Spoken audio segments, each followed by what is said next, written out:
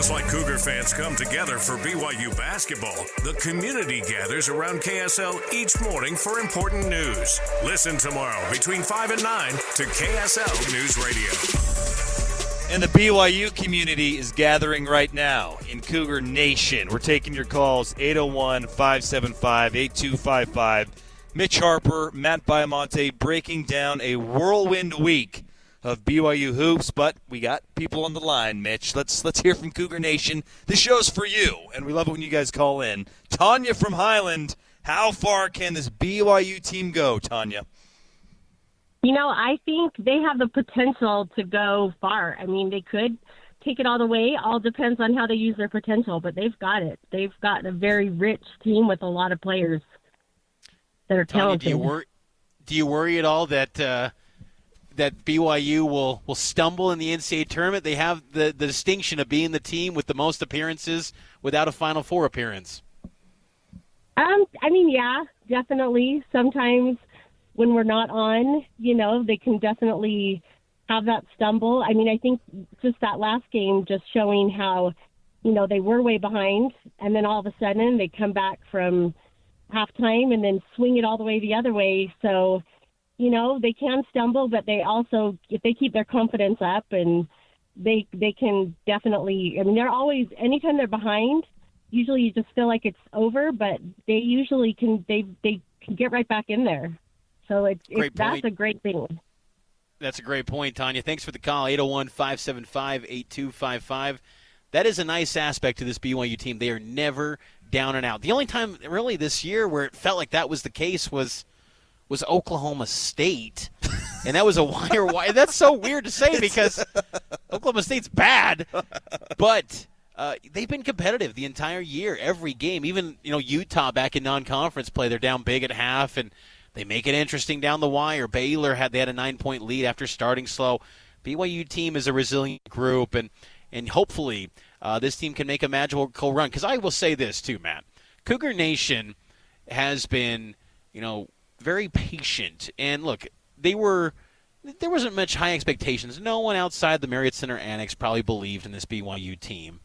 But, you know, BYU fans, Cougar Nation, they have experienced a lot of heartbreak with BYU hoops and just BYU sports in general.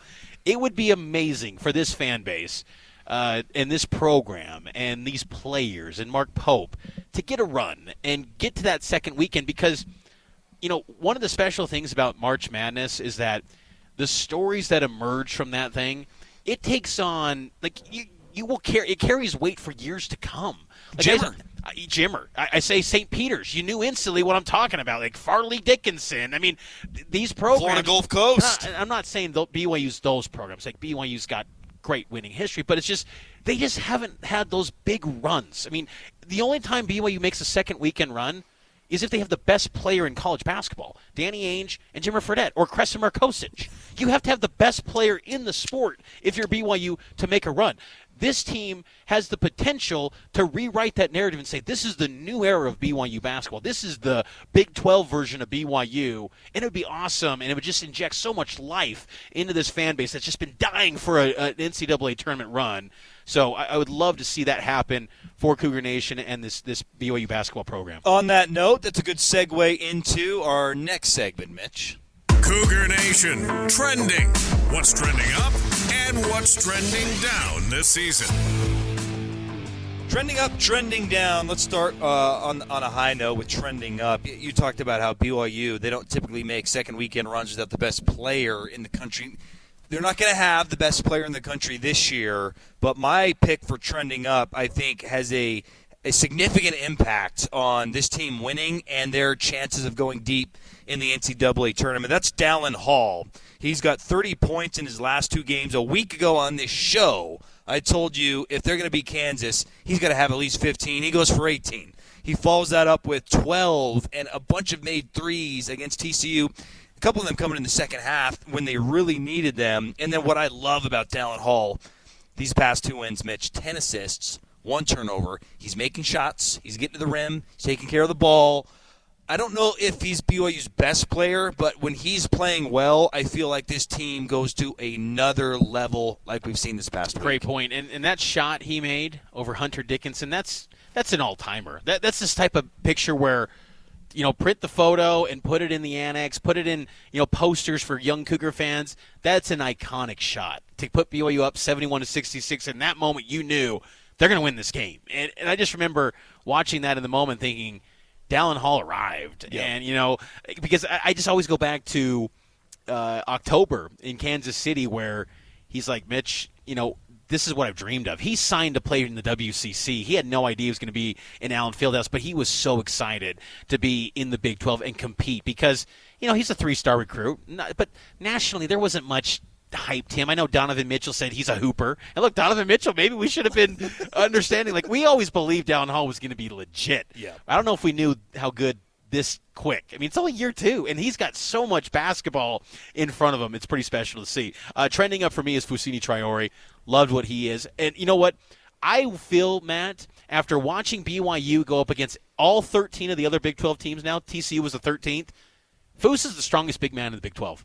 The only guys that can compare, I think, is Javier Francis from Houston. Dickinson. And then Dickinson. Dickinson early in the first half gave Foose a little bit of trouble where you're like, whoa, Foose is getting pushed off the block a little bit by Dickinson. So those are the 3. And I think Foose, when he gets in his comfort zone, man, his base is as strong as anyone in the conference. And he's only 6'6", but that wingspan, I just love his touch around the basket. I just think Foose is doing a great job for BYU. He is trending up heading into March. Trending down, this is a nitpick, Mitch, but I haven't loved the first halves in these 2 games. But on the flip side of things, in the earlier part of Big 12 play, when they always had a halftime lead, they were losing those in the second half. So if I have to choose one, I'd rather a slow start and a great second half versus what we saw to start Big 12 play. But look, in the TCU one, too, they were just shooting so hot. It really wasn't that BYU was playing poorly. It was just ridiculous shooting from TCU. But the first halves could be a little cleaner to where you're not down double digits and you have to mount this comeback. So that's a nitpick. But slow first halves, I think, could be corrected going into the NCAA tournament. You bring up nitpick. I'm getting real nitpicky, too, because, again, we're riding high. BYU's like rolling. They got the big win the past 2 games, so we're nitpicky here on trending down. But one thing that kind of makes me pause a little bit because, again, it ties into our question, how far can BYU go in the NCAA tournament? 801-575-8255. You can call and share your thoughts. In the Kansas game, first half, KJ Adams had 9 points, and he was a matchup nightmare. I bring that up because players like him, and he might be a one-of-one. KJ Adams is kind of a freaky type of athlete where it's just he's so unique where he can go inside and out. But there's certain players and body types and matchups that you don't have an answer. And when you're maybe stepping out of the league and you're going to the NCAA tournament where you only have at most 4 days to prepare for a team, that's tough to then match up and adjust on the fly. Credit to BYU in the second half. They limited KJ Adams to only 2 points, but I thought that was a byproduct of Kansas not making him a focal point. They didn't give him the ball, and BYU benefited by that because Adams, there was no answer for him. And someone like that could go off for big numbers on BYU and derail their tournament hopes. Now, maybe you're probably not going to see that in round 1 if you're a 5 or a 4 or a 6 seed. But, you get to that round 2, and you're facing a 4 seed. You're going to face someone that's a legit kind of athletic freak, possibly like a KJ Adams. So that was, again, nitpicky, but kind of something to store away as, there are personnel out there that can really cause headaches for BYU. Back to the phone line, 801-575-8255. Cougar Nation, the show's for you. We're taking your calls on how far this team can go in the tournament. And anything you want to talk about related to BYU basketball. Let's go to Bob from Lehigh. What do you have for us, Bob? Hey, I'll tell you right now, Jackson Emery's the dude. Jackson Robinson. And I think we're going to go to the Elite Eight. Oh, man, Elite Eight would be next level. Jackson Robinson, I do think, is probably the best player on the team when he is feeling it. He had a great second half against TCU. When he's feeling it, this team is better. And in some of the losses, you look at his stat line, it's like 1 of 10, 2 of 10. So it's a good point, Bob. He's great. He's going to do it again. I think the whole team that are going to show up on Wednesday, and we're going to teach Iowa a new lesson. Whoa, you like the Cougs to win on the road against number 6 Iowa State? Am I hearing you right? We beat them already. I think we've turned the corner. I think we have. Bob, I agree. BYU definitely has turned the corner. Let me ask you this, too, Bob, on Jackson Robinson. Do you think he's an NBA guy? Think he's going to go pro after this year? He'll be out in the first round. You bet. Okay. I like it. Thanks for the call, Bob. Thank you. 801-575-8255. Call in, weigh in on your thoughts on BYU, how far they will go to the NCAA tournament. Let's talk about that BYU-Iowa State game coming up here. We'll get to that preview as BYU and the Cyclones tip off in a top 20 showdown. The AP Top 25 poll, let's just get on that real quick. Iowa State's number 6, well-deserved. Iowa State's legit. They've been playing some great basketball. BYU number 20 in the AP Top 25 poll. What do you have to do if you're BYU to get back into the top 15? You took down Kansas, who never loses in Allen Fieldhouse. This is one of those teams where it goes beyond just simply who they are this year. It's that for 20 years, no one wins in that building. And BYU, in their first crack as a Big 12 team, goes in there and wins and takes down Kansas, who was number 7 in the country at the time. And then they beat TCU, and not only beat them, they come back from 17 down, and they outscore TCU by 29 points in the second half. What are these pollsters, what are they watching? They're not watching. That's the problem. They're not watching. How do you not acknowledge what BYU is doing this year? Again, I think the voters are just like, we're tired of having BYU in the bottom 5 spots. Let's just bounce them last week after beating Baylor. And then this week you only get to 20? Come on now. That's what bothers me is it's like they had forgotten the previous week. Over the last 4 games, they're 3-1 with wins against TCU, which was, if you want to extend the ranking out, 27th in the country. BYU, or 28th. BYU was 26th. TCU was 28th. And then you've got the Baylor win, and you got the Kansas win. So you got 3 quality wins and 1 road loss. Look, I know Oklahoma State's not good, but it was a road loss. It wasn't a home loss against one of the worst teams of the conference. It was on the road.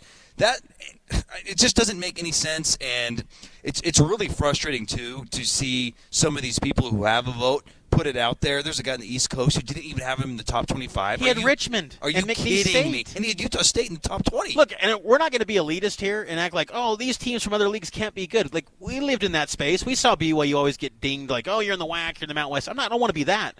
But, like, watch this BYU team. They've been good all year. This is not some flash in the pan where they're good this week. BYU has been a good team the entire year, but for some reason people are like, oh, they're a predictive metrics darling. They're this. Like, no one's really wanted to believe because, well, they lost to Cincinnati. Well, Cincinnati's knocking on the door of – they've been in the bubble range. They're not going to be in the tournament, but all their losses are to teams that are kind of in consideration for the tournament except for Oklahoma State. Right. And so it's just insane to me how the AP Top 25 poll – it's operates. a joke. It needs to be retired. Just use the net. Yeah, just use the net. Or if you really want to have a ranking system, I know this sounds extreme, but let Vegas do it because they don't care about your brand. They don't. Yep. They look at just metrics. They look at data. Sure. They pour over every nook and cranny of every single roster. Like, they're not going to let any stone go unturned. I let them rank it because they wouldn't be 20 if they were ranking because these media members, I feel like, pathetic, are dropping the ball. Like, they're doing the sport a disservice. They're trying to work in their angles for their benefit, for their particular regions. Because, look, we're seeing it. ACC country, they're claiming that the Big 12 gamed the system. It's like, no. I think there's this quiet kind of feeling that, is the Big 12 really that good? Like, it's almost because the Midwest. It is. They don't want to acknowledge it. I don't know what it is, but it's like this Big 12 conference is outstanding. I mean, watching it every single night. I've never seen college basketball on a nightly basis like this, and BYU being a part of it. It's a joy for us. Like that's what we're doing this show because it's Big 12. If this was BYU and Pep, we're not having this Cougar Nation. We're in the Big 12, so we're going on Cougar Nation on Monday nights taking your phone calls. 801-575-8255. Got to take a break. Mike from Ogden, we see you on the line. Stay with us. We'll get to your call next. It's Cougar Nation right here on KSL News Radio.